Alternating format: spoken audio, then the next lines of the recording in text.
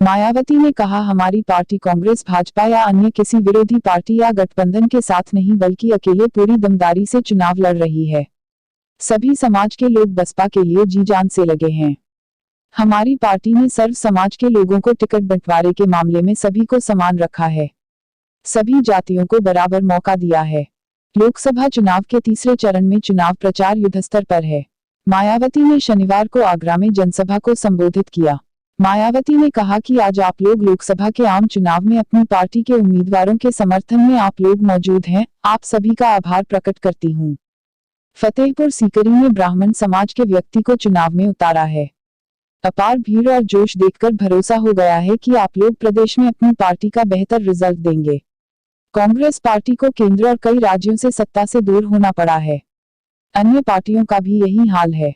मायावती ने कहा, जातिवादी, पूंजीवादी, सांप्रदायिक और दोषपूर्ण नीतियों, कथनी और करनी में अंतर की वजह से लगता है इस बार भारतीय जनता पार्टी भी केंद्र में नहीं होगी। नाटकबाजी और जुमलेबाजी काम में आने वाली नहीं है।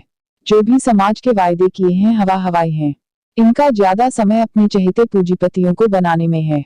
अब ऐसा अलगता है कि कांग्रेस पार्टी की तरह बीजेपी भी ज्यादातर लोगों ने दूर कर दिया है। बसपा अध्यक्ष ने कहा, हमारी पार्टी ने किसानों को साधन उपलब्ध कराए और जो सुविधाएं हमने दी वो अन्य किसी ने नहीं दी। इस सरकार में दलितों, आदिवासियों का विकास नहीं हुआ है। इनका सरकारी नौकरी में भी कोटा पूरा नहीं हुआ है।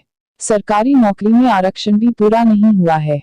मायावती ने कहा कि SC/ST के कर्मचारियों को पदोन्नति भी नहीं मिली है। SCT आरक्षण में संशोधन बिल लाने के लिए हमारी पार्टी ने दबाव बनाया तो कांग्रेस और भाजपा की मिली भगत से सपा को आगे लाया गया और इस बिल को पास नहीं होने दिया। इस समय जो कांग्रेस SC/ST के आरक्षण की बात कर रही है और बीजेपी भी कह रही है, यह दोनों पार्टी SC/ST का विकास नहीं चाहती हैं। पूर्व मुख्यमंत्री मायावती ने कहा, निजीकरण के कारण भी SC/ST को लाभ नहीं मिल पा रही है। अल्पसंख्यक की हालत भी काफी दयनीय हो गई है। भाजपा की गलत आर्थिक नीतियों से देश की अर्थव्यवस्था पर काफी असर पड़ा है। व्यापारी वर्ग भी काफी दुखी है। देश में बेरोजगारी, महंगाई बढ़ रही है। अपने देश की सीमाएं भी सुरक्षित नहीं है। आपको आलोचना में कांग्रेस, बीजेपी और अन्य पार्टियों को और उनकी गलत नीतियों को आप आजमा चुके हैं। हाँ, सामदान दंड भेद सभी तरह से सत्ता में आने का प्रयास कर रहे हैं।